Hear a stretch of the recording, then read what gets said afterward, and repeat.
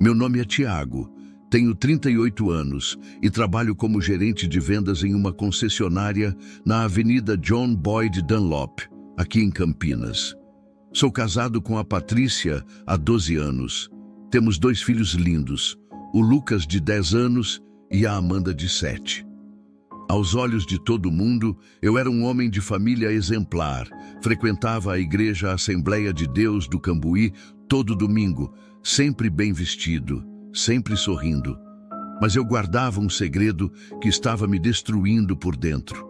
Há 8 meses eu vinha tendo um caso com a Jéssica, a secretária da concessionária.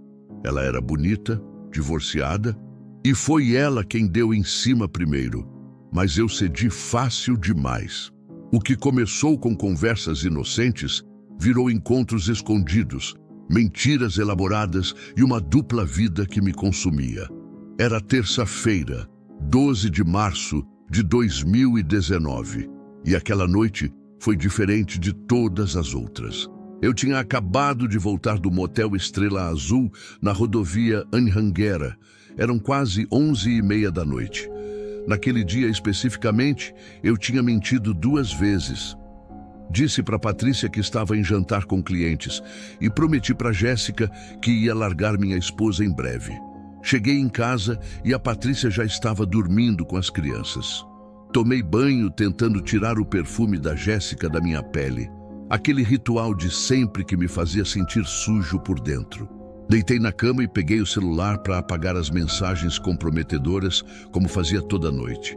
De repente, o aparelho apagou sozinho na minha mão.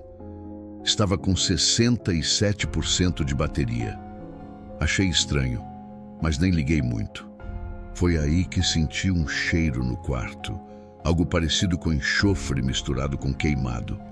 Olhei ao redor procurando de onde vinha, mas não havia nada diferente, nada queimando. O cheiro foi ficando mais forte, e junto com ele veio um frio que não tinha nada a ver com o ar-condicionado.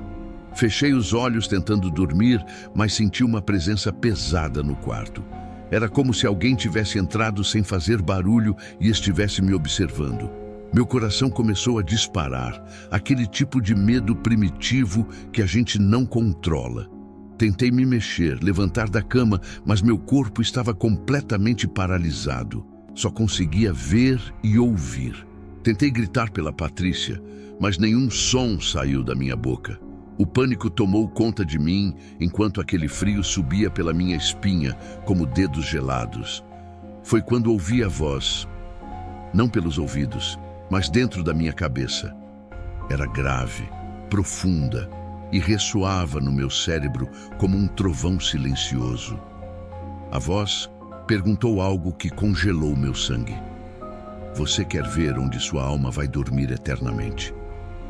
Não era uma pergunta de verdade, era quase uma afirmação. Senti que não tinha escolha naquilo. O quarto começou a escurecer ainda mais, as paredes pareciam se afastar e aquela presença pesada ficou mais intensa. Eu queria acordar a Patrícia, queria gritar, queria correr, mas estava preso ali, paralisado, enquanto aquela escuridão me engolia aos poucos. O frio agora doía nos ossos, e o cheiro de enxofre estava tão forte que eu sentia náusea. Meu último pensamento consciente foi: isso não pode estar acontecendo de verdade. Então algo me puxou. Não foi físico, mas senti com toda certeza uma força invisível me arrancando da cama, me arrastando para baixo. E foi aí que tudo mudou, que minha vida inteira mudou, porque eu estava prestes a ver um lugar que nenhum ser humano deveria conhecer antes de morrer. A sensação de estar sendo puxado para baixo era desesperadora. Não era uma queda normal, era como se um abismo tivesse se aberto embaixo da minha cama e me sugasse com uma força absurda. Em velocidade, aumentava a cada segundo, e eu atravessava camadas de escuridão cada vez mais densas, mais sufocantes. Durante a descida, comecei a ver flashes na minha frente. Não eram minhas memórias, eram cenas da vida de outras pessoas. Vi um homem beijando a cunhada no banheiro durante uma festa de família. Vi uma mulher saindo de um motel barato em plena tarde de sol. Vi mãos entrelaçadas que não deveriam estar juntas, mensagens sendo apagadas às pressas, mentiras sendo contadas com a maior naturalidade. Os flashes ficaram mais rápidos, mais violentos, passando na minha frente como um filme em alta velocidade. Cada imagem era uma traição diferente, um segredo diferente, uma mentira diferente. Tentei gritar, mas percebi algo apavorante. Não conseguia mais sentir meu coração batendo. Era como se eu não tivesse mais corpo, mas ainda sentisse tudo. Um som começou a crescer lá embaixo. Eram lamentos, gemidos abafados, choros que pareciam vir de muito longe. Quanto mais eu descia, mais alto o som ficava, até se tornar quase ensurdecedor. Era o som do desespero puro, de gente implorando por algo que nunca viria. A queda parou de repente. Foi tão brusco que senti como se tivesse batido em algo, mesmo sem ter corpo físico. Meus pés tocaram uma superfície. Não era chão sólido, era gelado, viscoso, como pisar em lama congelada. Tive vontade de vomitar, mas nem isso eu conseguia fazer direito ali. Abri os olhos completamente e vi onde estava. Era um vale profundo, mas não tinha fundo definido. Parecia que eu estava suspenso no vazio. Uma névoa cinza e densa cobria tudo, mas não impedia de ver as silhuetas, dezenas delas espalhadas pelo lugar, talvez centenas, todas presas, todas em sofrimento. Correntes saíam da própria névoa. Não eram correntes normais de metal. Eram feitas de fumaça negra que se movia como se estivesse viva. Elas prendiam as pessoas pelos pulsos e pelo pescoço, e cada vez que alguém tentava se mexer, as correntes apertavam. Dava para ver a dor estampada nos rostos daquelas almas. Olhei para o céu, procurando alguma luz, alguma esperança, mas não tinha nada. Era um vazio absoluto, uma escuridão total, como se Deus tivesse apagado toda a luz daquele lugar. Não havia estrelas, não havia lua, não havia nada além de trevas. O céu era apenas um buraco negro infinito. O que me assustou mais foi perceber que não tinha fogo naquele lugar. Eu sempre imaginei o inferno cheio de chamas, mas ali era diferente. Havia um frio penetrante que doía até a alma, um frio que congelava por dentro. Era pior que qualquer fogo, porque não destruía, só torturava eternamente. Foi quando percebi que aquele não era um sonho, não era um pesadelo do qual eu ia acordar. Aquilo era real, assustadoramente real. E o pior de tudo, eu estava começando a reconhecer alguns rostos entre aquelas silhuetas na névoa. Pessoas que eu conhecia, pessoas que eu nunca imaginaria encontrar ali. O som era pior do que eu tinha ouvido durante a descida. Não era apenas grito, era uma cacofonia de desespero que vinha de todos os lados ao mesmo tempo. Vozes se misturavam numa sinfonia de agonia que fazia meus ouvidos doerem, mesmo sem ter ouvidos físicos ali. Comecei a distinguir vozes específicas no meio daquela confusão toda. Uma mulher gritava repetidamente, com desespero na voz: "Meus filhos, onde estão meus filhos? Eu preciso ver meus filhos." O grito dela era tão angustiante que me fez pensar no Lucas e na Amanda dormindo em casa, sem saber onde o pai estava. Um homem mais velho repetia como um mantra quebrado: Eu não sabia que seria assim, ninguém me disse, eu não sabia. A voz dele estava rouca, como se ele gritasse aquilo há anos, há décadas talvez. Cada repetição soava mais desesperada que a anterior. Outra voz implorava com urgência: "Só mais uma chance, só mais uma. Eu prometo, eu juro que vou mudar." Mas ninguém respondia, ninguém vinha. Era apenas o eco da súplica voltando vazio. Percebi que aquelas pessoas estavam pedindo algo que nunca ia chegar. Então vi algo que me perturbou ainda mais que os gritos. Algumas pessoas tinham a boca aberta em agonia total, o rosto contorcido em sofrimento insuportável, mas nenhum som saía. Era como se tivessem gritado tanto, por tanto tempo, que suas vozes tinham se esgotado na eternidade. O silêncio deles era mais assustador que qualquer grito. Entre os lamentos das almas, ouvi outro tipo de som. Eram risadas. Risadas graves, distorcidas, cheias de maldade. Ecoavam pela névoa, vindo de lugares que eu não conseguia identificar. Estavam rindo da dor, rindo do desespero, rindo das súplicas que nunca seriam atendidas. Tentei me concentrar em não ouvir, em bloquear aqueles sons da minha mente, mas era impossível. Eles penetravam em mim como facas. Cada grito, cada lamento, cada súplica silenciosa, tudo aquilo entrava na minha alma e me machucava de um jeito que eu nunca tinha sentido antes. Foi aí que ouvi uma voz que me fez congelar completamente. Era uma voz conhecida, eu tinha certeza absoluta disso. Não conseguia ver quem era por causa da névoa, mas reconhecia aquele tom, aquele jeito de falar. Era alguém que eu tinha encontrado na igreja anos atrás. O pavor tomou conta de mim. Se essa pessoa que eu conheço está aqui, pensei, sentindo minhas pernas fraquejarem. Será que pessoas de igreja também acabam neste lugar? A ideia era apavorante, porque sempre achei que frequentar a igreja todo domingo fosse algum tipo de garantia. Comecei a andar em direção àquela voz familiar. Precisava ver quem era. A névoa ia se abrindo conforme eu me movia, e as silhuetas iam ficando mais definidas. Eu estava prestes a ter o maior choque da minha vida, porque ia reconhecer não uma, mas várias pessoas naquele vale maldito. A primeira alma que vi claramente fez meu estômago revirar. Era o Marcos, o ex-líder de louvor da igreja onde eu congregava. Reconheci ele imediatamente, mesmo com aquela expressão de pavor eterno congelada no rosto. O Marcos tinha sido meu ídolo na juventude, cantava tão bem, parecia tão santo, sempre com a Bíblia debaixo do braço. Ele tinha sumido da igreja há uns 8 anos, depois de um escândalo que ninguém explicava direito.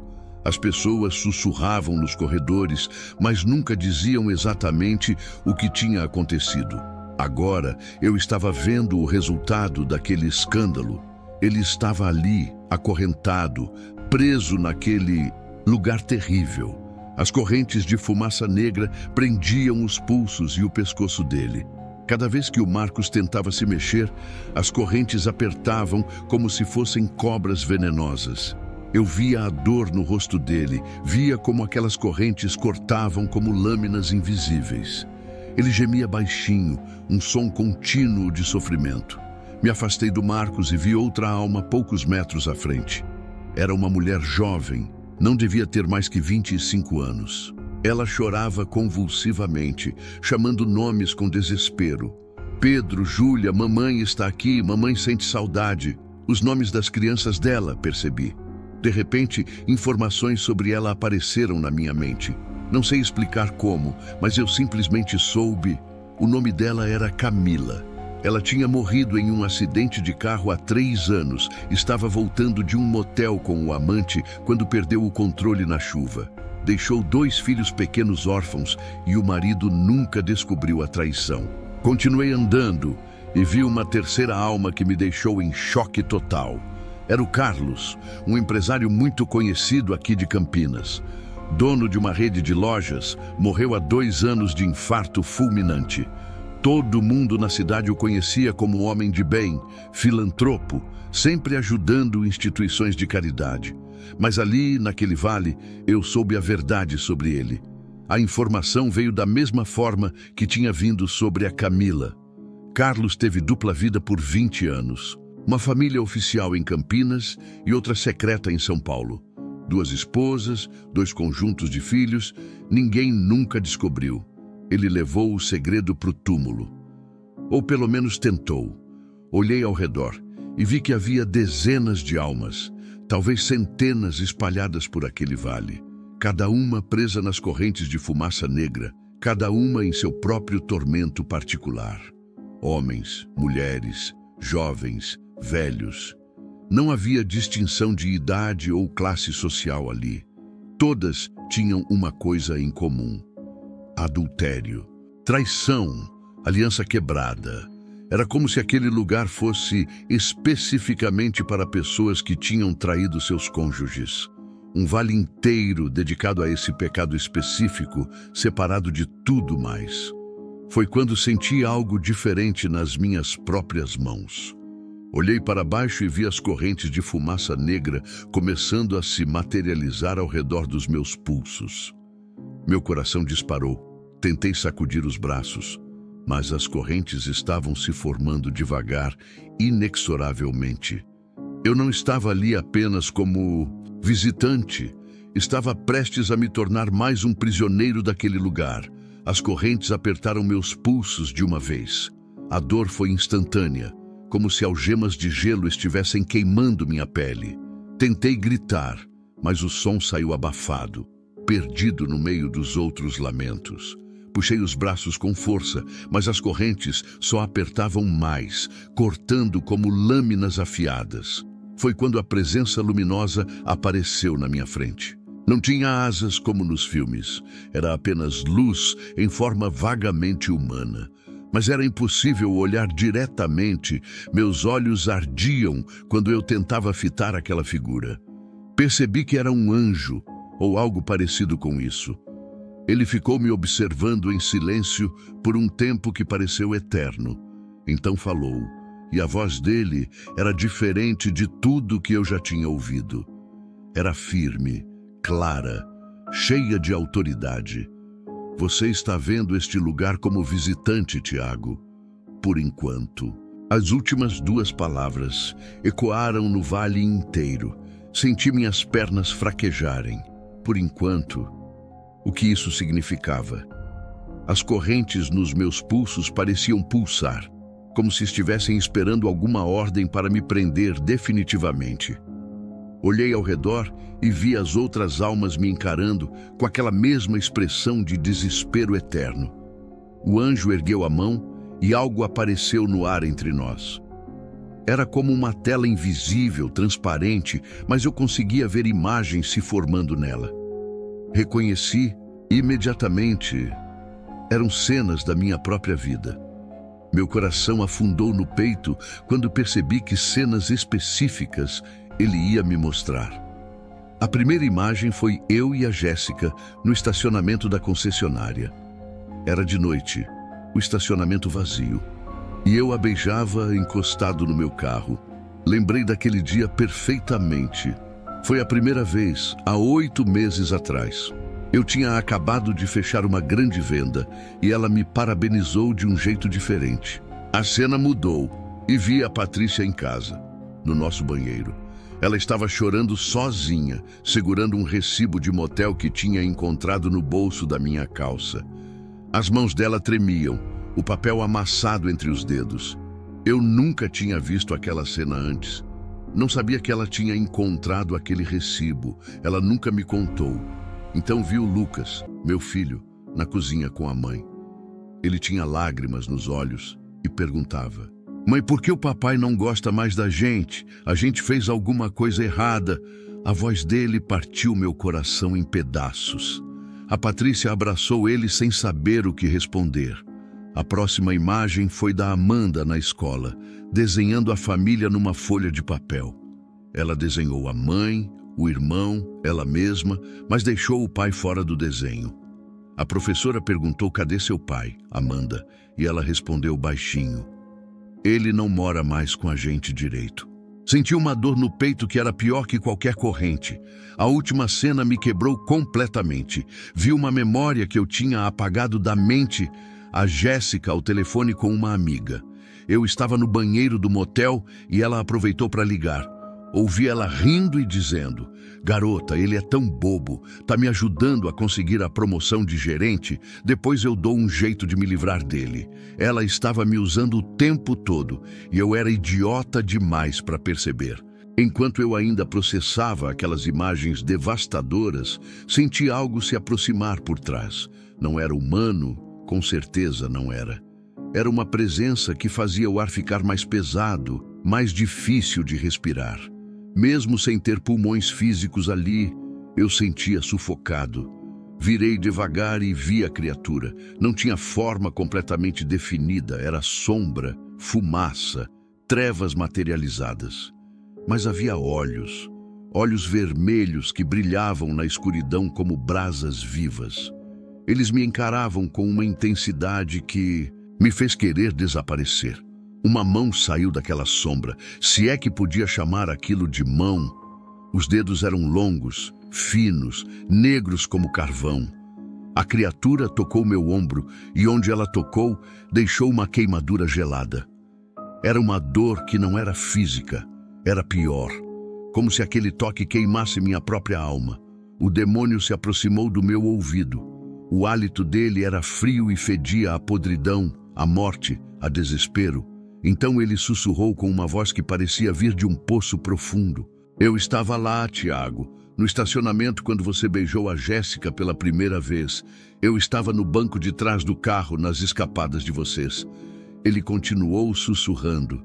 Eu estava em cada motel, em cada mentira, em cada promessa falsa.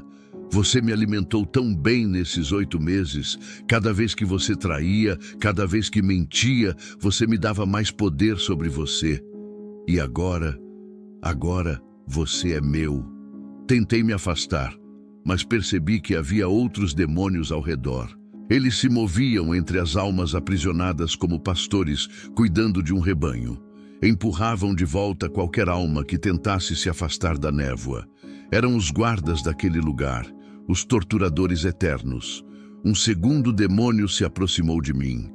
Da fumaça negra que formava seu corpo, ele materializou algo parecido com um pergaminho antigo. O papel estava coberto de linhas de texto, milhares delas descendo infinitamente. Quer ver sua lista, Tiago? Ele perguntou com uma risada sinistra. Olhei para o pergaminho mesmo sem querer. As linhas eram todas datadas com precisão cirúrgica. 3 de julho de 2018, 19 horas e 47 minutos, mentiu para Patrícia sobre reunião. 15 de agosto de 2018, 22 horas e 15 minutos, mentiu para Jéssica dizendo que amava. 23 de dezembro de 2018, 14 horas e 30 minutos. Mentiu para os filhos sobre viagem de Natal. As linhas continuavam descendo, centenas delas, milhares talvez. Cada mentira registrada com data, hora e minuto exatos. Cada traição documentada. Cada promessa quebrada anotada.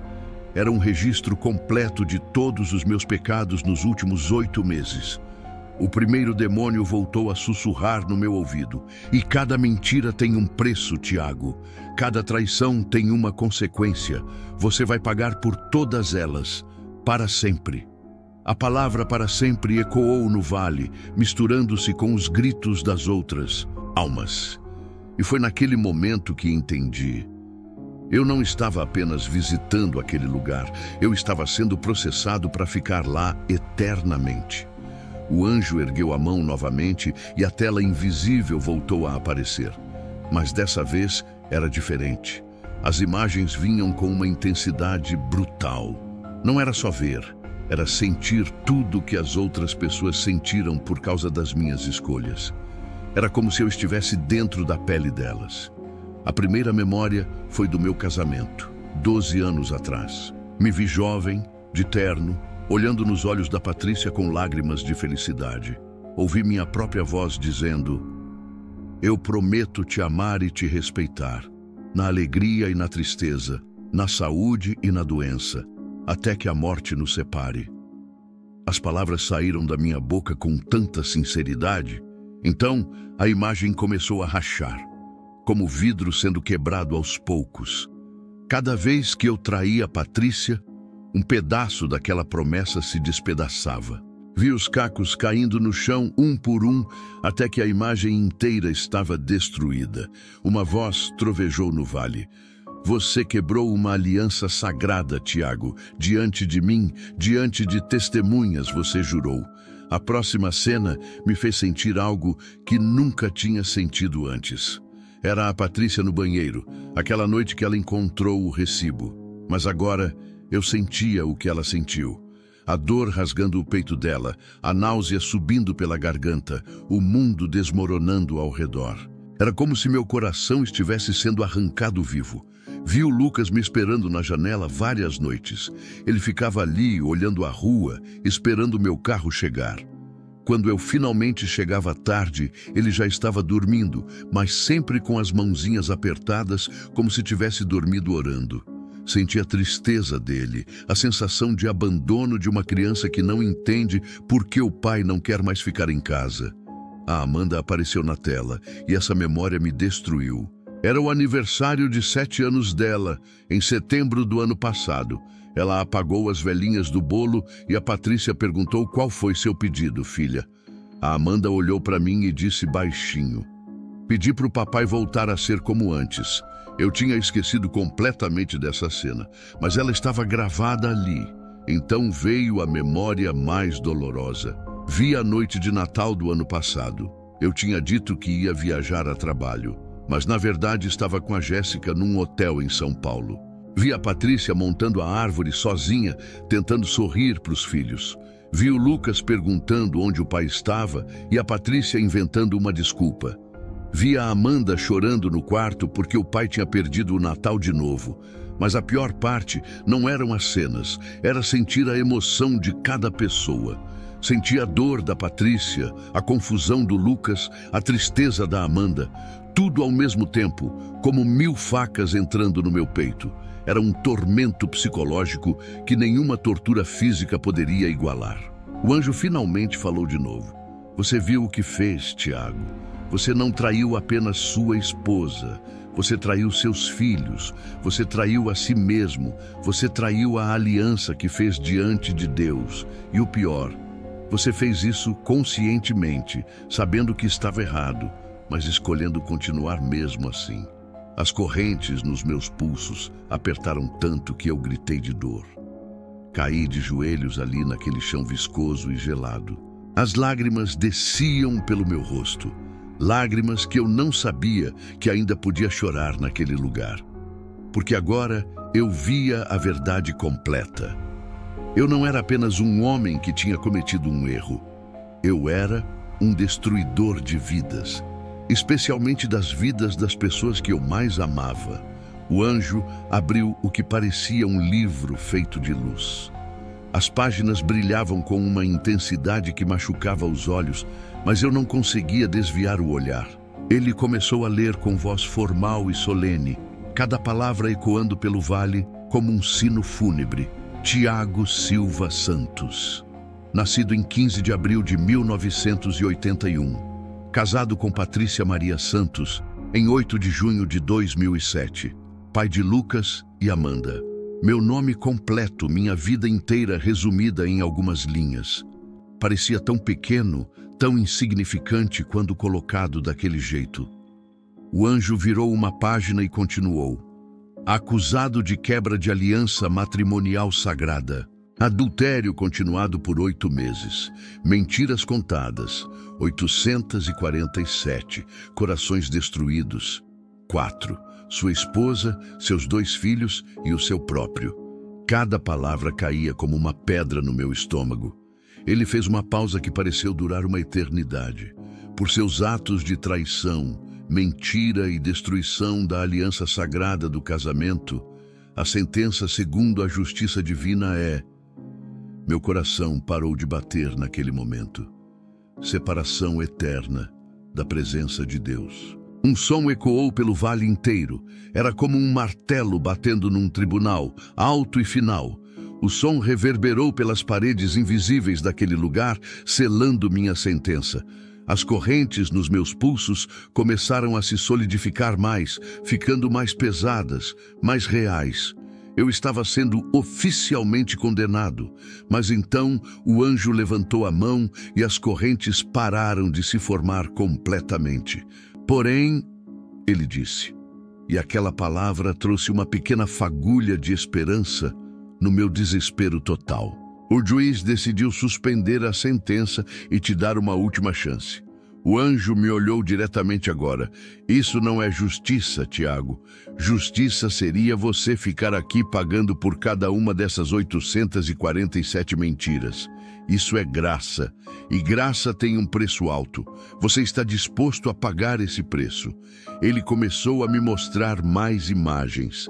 Eram as tentativas de Deus me alertar antes de chegar naquele ponto. Vi um culto de 5 meses atrás, onde o pastor pregou especificamente sobre adultério.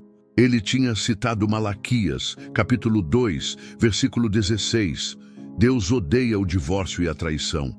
Mas eu tinha saído no meio da pregação para atender o celular. Era a mensagem da Jéssica. A próxima imagem foi de um acidente que eu quase tive 3 meses atrás. Estava voltando do motel e um caminhão invadiu minha pista.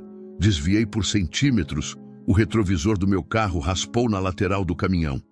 Na época, eu pensei que tinha sido sorte, reflexo rápido. Mas não era. Era um aviso. A última imagem me fez chorar mais ainda. Era a Amanda orando antes de dormir com a mãe. Papai do céu, faz meu pai ficar mais em casa com a gente. Eu sinto saudade dele. Faz ele brincar com a gente de novo como antes. A voz inocente da minha filha de 7 anos, pedindo algo tão simples que eu tinha negado a ela. O anjo falou com firmeza. Eu te avisei 3 vezes, Tiago. 3 oportunidades claras de você mudar de caminho. Você ignorou todas. As correntes nos meus pulsos apertaram de novo, quase cortando a circulação. E agora chegou a hora da escolha final. O que você escolhe, Tiago? Continuar no caminho que te trouxe aqui ou morrer completamente para ele? Não há meio termo, não há terceira opção. Tentei responder ao anjo, mas nenhum som saiu da minha boca. Tentei de novo, forçando as palavras, mas era como se minha voz tivesse sido roubada. O pânico tomou conta de mim quando percebi que algo estava me impedindo de falar. Senti uma mão gelada sobre minha boca. Era o demônio que tinha estado ao meu lado o tempo todo. Ele tinha colocado uma das garras negras sobre minha boca invisível, bloqueando completamente minha voz. Senti o hálito podre dele perto do meu ouvido. Tarde demais, Tiago, ele sussurrou com satisfação na voz. Você já é meu. Você me escolheu 847 vezes. Cada mentira foi uma escolha. Cada traição foi um sim para mim. Deus não vai te ouvir agora. A risada dele ecoou baixinho, cheia de maldade. O anjo apenas observava em silêncio. Ele não interferia, não me ajudava, só ficava ali parado me encarando. Sua escolha, Tiago, ele disse calmamente. Sempre foi sua escolha. As correntes começaram a me puxar para baixo, arrastando-me para mais fundo no vale. Foi naquele momento de desespero total que o rosto da Amanda surgiu na minha mente. Vi o desenho dela na escola, a família sem o pai. Vi ela orando antes de dormir, pedindo para o pai voltar. Aquela imagem da minha filha de 7 anos me deu uma força que eu não sabia que tinha. Lutei contra a garra do demônio. Forcei minha voz com tudo que eu tinha. No começo saiu apenas um murmúrio abafado, quase inaudível. O demônio apertou mais, tentando me sufocar completamente. Mas eu continuei forçando, pensando nos meus filhos, na Patrícia, em tudo que eu tinha perdido. Deus! Consegui sussurrar baixinho. O demônio sibilou de raiva e apertou ainda mais. Mas eu não ia desistir. Não dessa vez. Juntei toda a força que existia em mim, toda a energia que restava na minha alma. E então gritei com um volume que nem sabia que era possível. Deus, me perdoa, eu não quero isso. Me dá mais uma chance. O grito saiu tão alto que reverberou pelo vale inteiro. Todas as almas aprisionadas pararam de gritar por um momento. Até elas viraram para olhar, surpresas com aquele som que cortou o ar como um trovão. As correntes nos meus pulsos começaram a estalar. Rachaduras apareceram na fumaça negra que as formava, como se fossem quebrar a qualquer momento. O demônio me soltou e recuou, sibilando de ódio. Ele tentou voltar, mas o anjo deu um único passo à frente. Todos os demônios ao redor recuaram imediatamente. A luz do anjo ficou mais intensa, empurrando as sombras para trás. Ele me olhou e disse com uma voz que trazia alívio e peso ao mesmo tempo: seu grito foi ouvido, Tiago. Agora prepare-se, porque o que vem a seguir vai mudar sua vida para sempre. Uma luz começou a brilhar no vale escuro.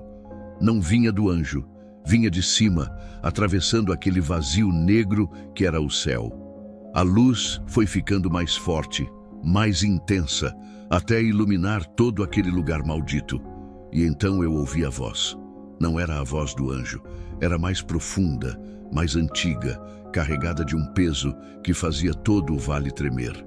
Mas ao mesmo tempo tinha algo de paternal, de amoroso, misturado com uma tristeza profunda. Tiago, a voz disse apenas meu nome, mas senti o peso de toda a minha vida naquela única palavra. Eu te conheci antes de você nascer, a voz continuou. Vi cada escolha sua, cada mentira, cada traição. Chorei cada vez que você me decepcionou. Mas meu amor por você não mudou, Tiago. Nunca mudou. Senti meu coração se partir ao ouvir aquilo, porque era Deus falando comigo, e eu tinha decepcionado Ele de todas as formas possíveis. Caí de joelhos naquele chão gelado. As lágrimas desciam sem parar pelo meu rosto. Você quer verdadeiramente mudar? Deus perguntou. Porque não será fácil. Haverá dias que Patrícia vai te odiar. Seus filhos vão te questionar. A igreja vai te julgar. Você terá vontade de desistir muitas vezes. Mas eu estarei com você. A voz continuou com firmeza. E quando a tentação vier, quando você sentir vontade de voltar atrás, lembre-se deste lugar. Lembre-se das correntes. Lembre-se da dor que você causou. E lembre-se que eu te dei uma segunda chance quando você não merecia. Então, Deus me deu as condições. Você vai acordar agora e terá que fazer escolhas hoje mesmo. Vai confessar tudo para Patrícia ainda hoje de manhã, sem omitir nada. Vai pedir demissão da concessionária até amanhã. Vai procurar sua igreja que você abandonou. E nunca mais vai falar com Jéssica. Ela vai tentar contato, mas você vai bloquear. Você aceita essas condições? Sim! Gritei com todas as forças. Eu aceito! Eu juro que vou fazer tudo! Não jure, Tiago! A voz respondeu com autoridade. Apenas faça. Suas ações vão provar suas palavras, não o contrário.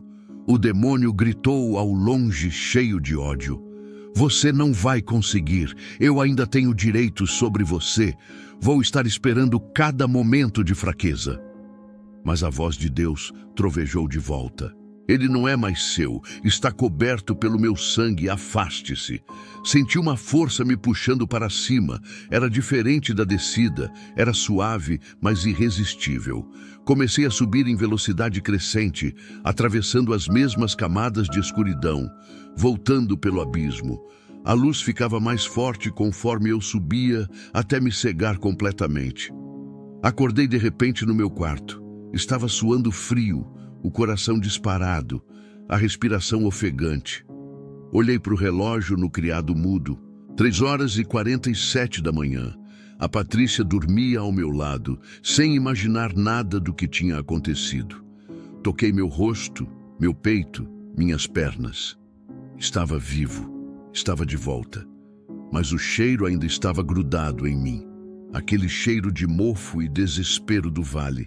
Levantei tremendo e fui até o banheiro. Liguei a luz e olhei no espelho. Meus olhos estavam vermelhos e inchados, mas o que me fez vomitar ali mesmo na pia foram meus pulsos. Havia marcas vermelhas circulares em cada um, como se eu tivesse usado algemas apertadas.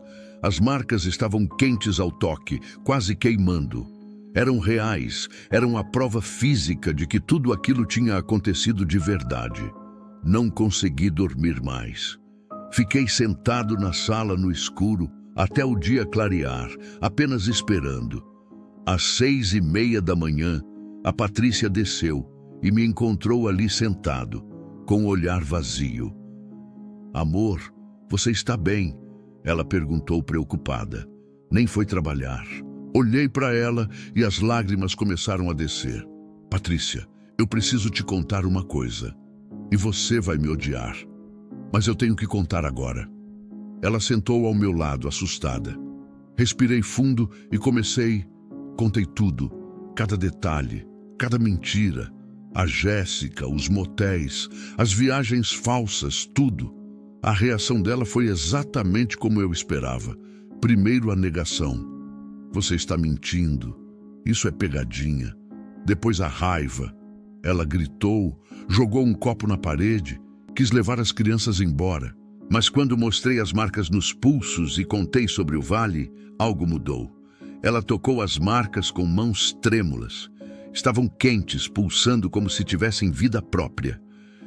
Isso não é normal, ela sussurrou. Eu não sei se consigo te perdoar, Tiago. Você destruiu tudo, mas essas marcas, eu sei que são reais. Deus está te dando uma chance, mas eu não sei se eu vou te dar. Pedi demissão por telefone naquele mesmo dia. Bloqueei a Jéssica de tudo. Procurei o pastor da igreja naquela tarde. Os primeiros 3 meses foram os mais difíceis da minha vida. Eu e a Patrícia dormíamos em quartos separados. Ela mal falava comigo. As crianças sentiam a tensão. Mas eu não desisti. Toda vez que sentia vontade de voltar atrás, as marcas nos pulsos queimavam. Era como se Deus estivesse me lembrando do vale, me lembrando da segunda chance que eu tinha recebido. Fiz terapia, conselheiro matrimonial, me entreguei de verdade na igreja. 6 anos se passaram desde aquela noite. Hoje estou aqui no púlpito da igreja contando minha história. A Patrícia está sentada na primeira fileira com nossos filhos. Lucas tem 16 anos agora. Amanda tem 13. Nosso casamento foi restaurado. Não foi fácil. Teve dias que eu achei que não íamos conseguir. Olho para as tatuagens de cruz que fiz em cada pulso, cobrindo as cicatrizes daquelas marcas. Elas sumiram em 3 dias, mas eu quis tatuar as cruzes para nunca esquecer. Eu morri naquela noite de 12 de março de 2019. O Tiago que traiu, que mentiu, que destruiu sua família. Ele morreu no Vale dos Adúlteros. O homem que está aqui hoje é uma nova criação. Lidero um grupo na igreja chamado Homens de Aliança, para homens que lutam contra a tentação ou que já traíram e querem reconstruir. E toda vez que começo uma reunião, mostro minhas tatuagens e digo: eu estive no portão do inferno, mas a misericórdia de Deus me puxou de volta. Se você está me ouvindo agora e está traindo seu cônjuge, saiba que Deus está te dando uma chance hoje. Não espere ser levado ao vale para mudar. O que você decide agora define seu destino eterno. Eu vi o lugar preparado para adúlteros, vi as correntes, vi o desespero e posso te garantir, nenhum momento de prazer roubado vale a pena quando comparado com uma eternidade naquele lugar. Mude hoje, enquanto ainda há tempo.